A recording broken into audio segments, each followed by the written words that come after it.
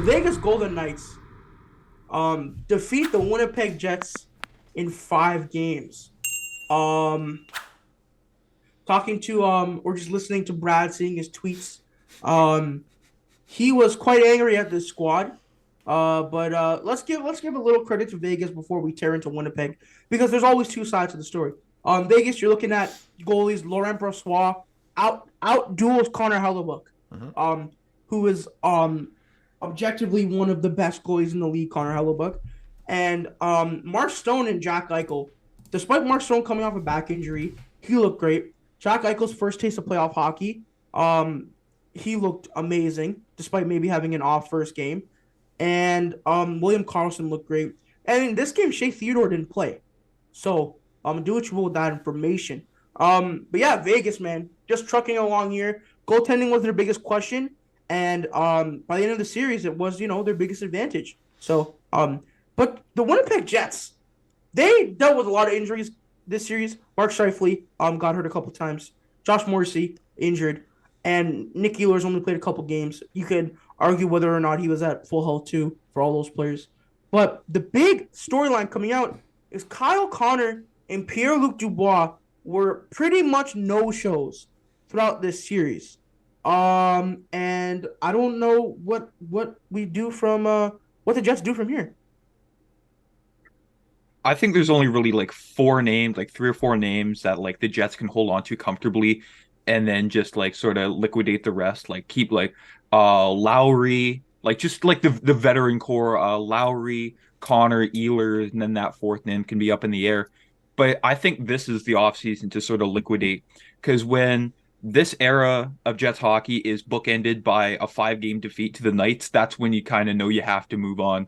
Otherwise, it'll just keep going in circles, and they'll turn into the Canucks, where instead of doing like a full blown rebuild, they just sort of like try to piece it together and make something out of it when it's clearly not working. I didn't think Matt was going to go that route, I'm going to be honest, but I kind of have to agree in the way that I don't think you wait till sometime. It's kind of like the Mike Babcock thing. Like, do it now. Don't wait till halfway through the next season, Blow up that freaking team.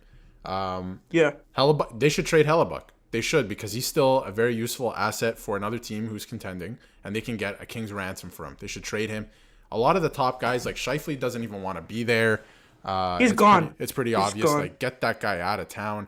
Trade. Same with Dubois. Yeah, trade Dubois. Like, get that guy out of town sooner rather than later. Like, they're poisoning the well. And I think as you bring in guys like Brad Lambert, who are going to take over the team, you need, like... Cole Perfetti's still young. Cole Perfetti's still very young. You need some good vibes in that room. Get rid of Blake Wheeler, too. Like, blow that shit up this summer. Like, and then don't next season... Bro, just tell Dubois to fuck off. Yeah, like go kick rocks. Like don't, we're not even going to trade you. Just leave. Like... Yeah. It's not and even like sort of seeing it like throughout the season here, like the yo-yo situation with Ville Heinola, like almost made me feel for the guy. Like either keep him up full time, or because that guy's an NHL defenseman. He's right? good. He's good. Like seeing with the Moose, like I watched a few Moose games. Don't know why, but I did. But even watching him, like he like commanded the game. Yeah, because he's an NHL caliber. He's talent good in the AHL. Yeah, yeah. It's but shocking. for shovel day off, that's almost like sort of like disrespectful. Like either play the guy full time or trade him to a team that will do the right thing. Yeah. 100%. And I think another thing is their deadline was very underwhelming. You bring in a guy like Nino Niederreiter, who was good, solid, but like the other big name is Nemestikov, who's been okay, but it's like, come on, you were at one point fighting for first in your division. And then stuff went south. And I think diving really into the series here, I know Connor Hellebuck got like outdueled per se, but you obviously can't blame the guy. The history is there, the priors is there, and it just seemed like there was a sense of relief for some Jets fans when they lost. It was like, look, now it's time to really take a big look at the squad and see what the problem is, because people thought after last season this is what should have been done, right? They should have got blown up.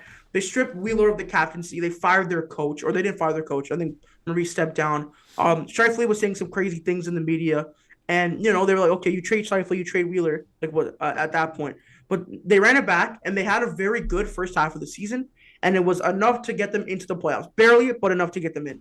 Okay, but then you face a powerhouse Vegas team. Mark Stone comes back. Jack Eichel's been crazy. They have a lot of depth. They made good deadline moves. Their defense is deep. The goalie, as I said, goalie was the question mark, but it played out fine. And now you have a team that is – there's a lot to be done in Winnipeg. And is Kevin Cheveldayoff the guy that should be doing it? So my one thing is to I do want to we'll insert this post production, but there was a quote from Rick Bowness here. I'll preface it here.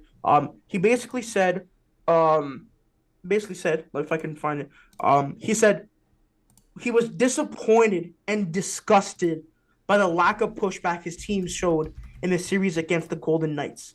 And then another thing he said was their players were so much better than our players tonight, and it's not even close.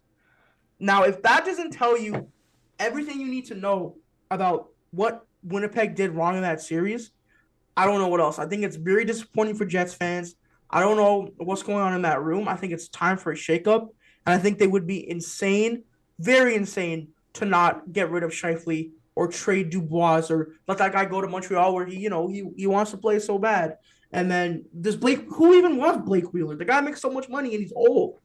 So it's like, what are you gonna do? Josh Morrissey, he got hurt, but now you need to select a new captain. They have some young guys coming up, but before we move on to the next series here, congratulations to Vegas. They are gonna go on to face, I believe it's the Oilers or the Kings, which is the series we'll get into later because they have like 2 days off or something. So that was great. But yeah. Vegas moves on. First team in the league to move on. We love the handshake. Greatest tradition in sports, as the NHL likes to say. For more content, visit our YouTube channel and check us out on Spotify and Apple Podcasts. Don't forget to follow the guys on social media at Matt_Mondays, at Nick LaFlame, and at Darius Dominguez.